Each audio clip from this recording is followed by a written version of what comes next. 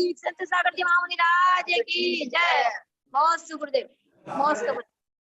चलिए सभी लोग अपने दोनों हाथ जोड़ लेंगे और हम सर्वप्रथम सिद्ध परमेष्टि का स्मरण करेंगे।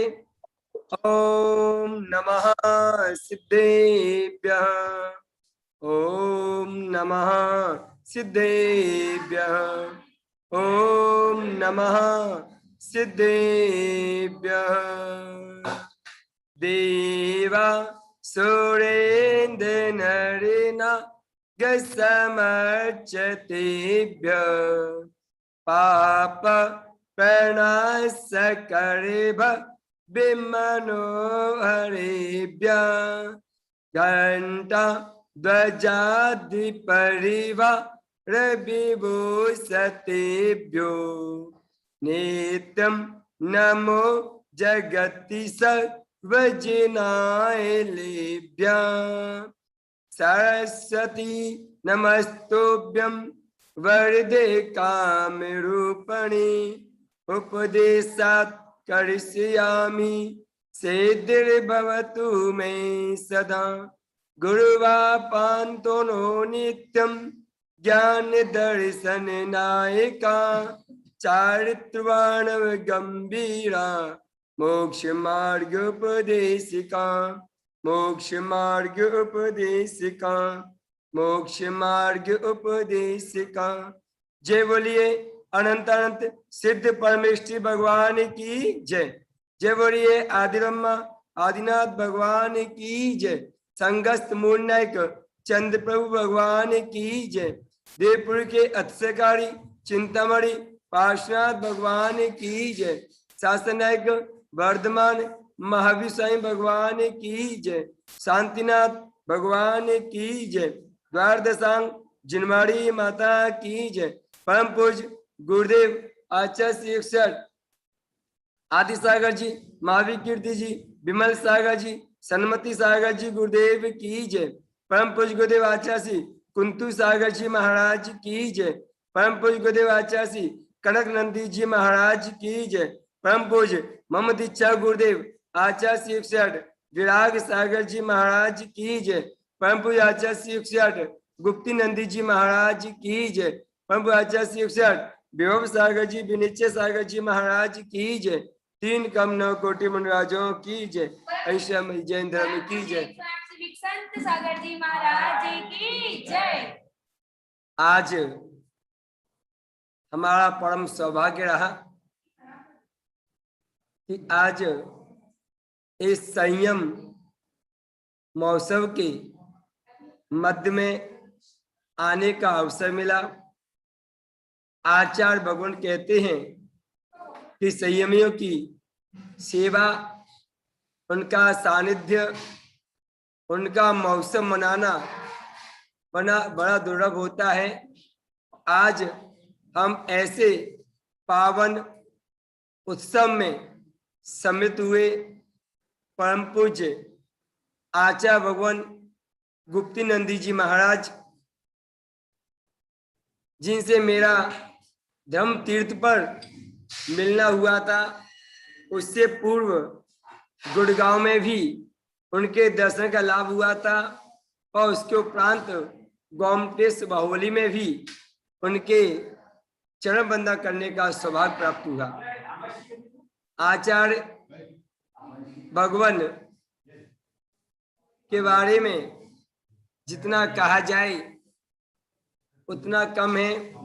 सूर्य को दीपक दिखाने के समान होता है और मैं तो एक बालक हूं जो कि मोक्ष मार्ग पर धीरे धीरे अपने लड़खड़ाते हुए कदमों के माध्यम से बढ़ रहा हूं। हमें संबल देने के लिए आचार्य भगवंत निरंतर मार्गदर्शन दिया करते हैं और उस मार्गदर्शन के माध्यम से हम अपने जीवन को सार्थक करते हैं। आचार्य भगवान ने संयम के बारे में लिखा कि संयम मनुष्य गति में पूर्ण रूप से प्राप्त होता है, क्योंकि संयम के बिना मनुष्य त्रियंच के समान होता है। त्रियंच में और मनुष्य में अगर कोई अंतर है तो वो अंतर केवल संयम का रह जाता है। बाकी के जो क्रिया मनुष्य करता है वो सारी क्रिया त्रियंच भी करता है। मनुष्य भी बच्चे संतति पैदा करता है, त्रियंच भी करता है। मनुष्य अपने बच्चों को पाल पोस के बड़ा करता है, त्रियंच भी अपने बच्चों को पाल पोस के बड़ा करता है। मनुष्य भी अपने बच्चों को खाना सिखाता है, त्रियंच भी सिखलाता है।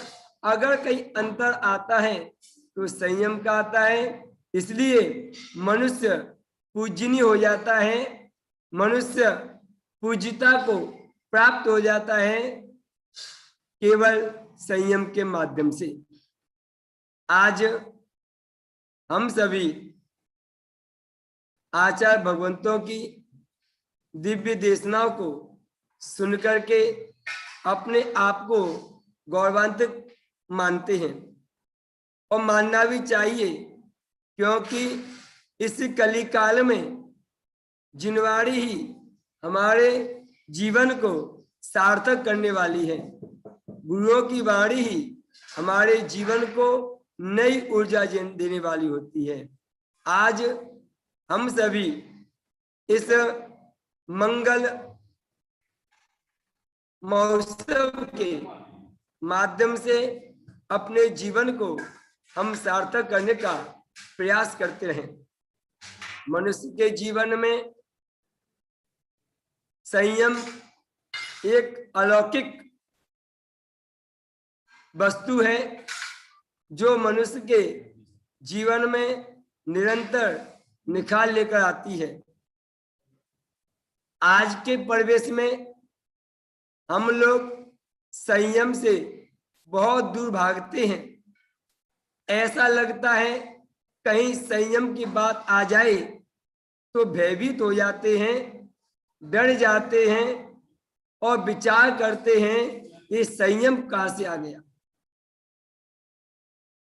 और जब संयम का आश्रय लेते हैं और स्वाभाविक है जिस वस्तु से परिचित नहीं होते वह वस्तु हमें दुख स्वरूप दिखलाई देती है या प्रतीत होती है। जब भोग भूमि थी और भोग भूमि में कर्म वृक्ष थे और जब धीरे धीरे वो कर्म वृक्ष अपनी क्षमता को कम करने लगे तो वहां पर सूर्य और चंद्रमा दिखलाई देने लगे। उनको देख करके वह प्रजा भयभीत हो गई कि सूर्य और चंद्रमा क्या है। उन्होंने भगवान आदिनाथ के पास गए, बोले भगवान अभी तक जो मैं दिखाई नहीं दिया आज अलग से दिखाई दे रहा है और हम भयभीत हैं कि क्या है। तो भगवान ने कहा कि सूर्य और चंद्रमा है। इसी प्रकार जब तुम संयम से दूर रहेंगे, संयम से अनभिज्ञ रहेंगे तो संयम हमें दुख प्रतीत नजर आता है और जब संयम के पास जाते हैं तो संयम सुखदायी प्रतीत नजर आता है।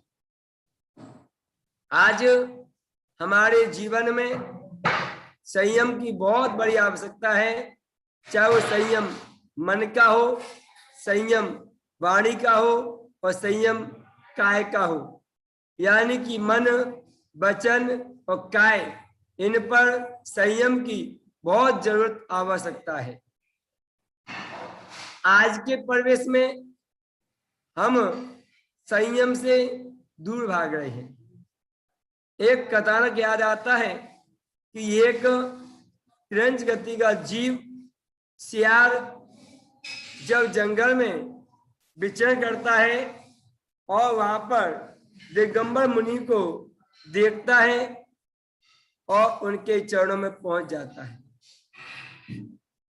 उसकी भव्यता को मुनिराज जान लेते हैं और उसे उपदेश देना प्रारंभ कर देते हैं। भगवान के सम्मुखन में भव्य जीवों के, पुण्यशाली जीवों के आ जाने पर भी आज समय में दिव्य ध्वनि हो जाती है। ऐसे ही किसी जीव की भव्यता को जान करके अचानक ही एकाएक मुनिराज उपदेश देने लगते हैं और उन्होंने उस जीव की भव्यता को पहचान लिया, जान लिया और उपदेश देना प्रारंभ किया। और उन्होंने उपदेश दिया तो जब सियार उपदेश सुन करके चलने लगा तो मुनिराज बोले कि आपने उपदेश सुना है तो कुछ संयम रूप, कुछ त्याग रूप यहाँ से आशीष लेके जाइए। तो सियार ने मन में विचार किया कि मैं क्या संयम ले सकता हूँ, मैं क्या त्याग कर सकता हूँ।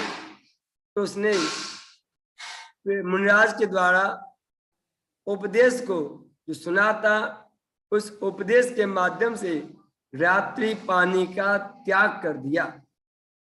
यानी कि कुछ संयम, पानी नहीं पीऊंगा, इस बात का संयम उस सियार के जीवन में आ गया। और वह सियार जिसने रात्रि पानी का त्याग कर दिया, एक दिन गर्मी के मौसम में जंगल में भटकते भटकते वो बहुत दूर निकल गया और पानी की तलाश में यत्र तत्र विचर करने लगा, लेकिन पानी नजर नहीं आया। और घूमते घूमते संध्या कालीन होने को आई। उससे पूर्व एक बावड़ी नजर आई। उस बावड़ी के अंदर जाके देखता है कि पानी बहुत सारा है, लेकिन बावड़ी बहुत गहरी थी। उस बावड़ी के अंदर जाने पता चला कि यहाँ तो अंधेरा है, लगता है मेरे आते आते रात हो गई होगी और मेरा नियम है कि मैं रात को पानी नहीं पीऊंगा। इस प्रकार वह सियार पानी के बिना लौट के वापस आता है।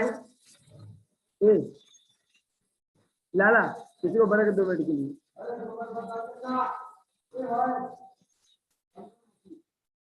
इसके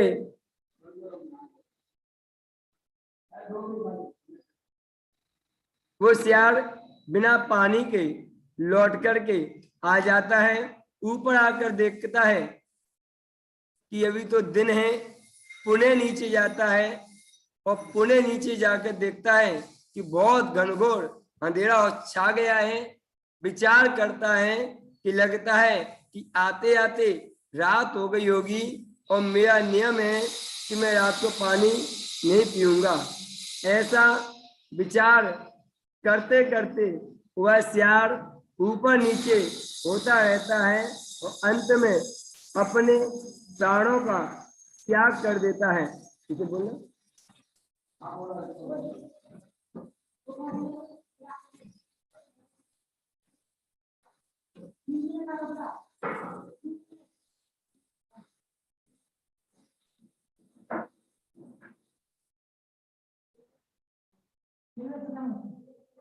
और वह सियार ऊपर नीचे करते करते अपने प्राणों का विसर्जन कर देता है, लेकिन संयम को नहीं छोड़ता। और आचार्य कहते हैं वो सियार वो संयम के प्रभाव से देवगति को प्राप्त हो जाता है। बंधुओं, आज हमारे जीवन में संयम की अथक आवश्यकता है। वाणी का संयम बहुत जरूरी है। आज हमारी वाणी संयमित है तो हमारा जीवन संयमित हो जाता है और हम इस प्रकार अपने संयम महोत्सव में, जो कि आचार्य भगवान कुंतु सागर जी महाराज का आने वाले 12 तारीख को संयम महोत्सव मनाया जा रहा है, और उस संयम महोत्सव के निमित्त हम सभी यहाँ विराजे हुए हैं। आने वाले समय में आचार्य भगवान गुप्ती नंदी महाराज जी का भी संयम महोत्सव आने वाला है।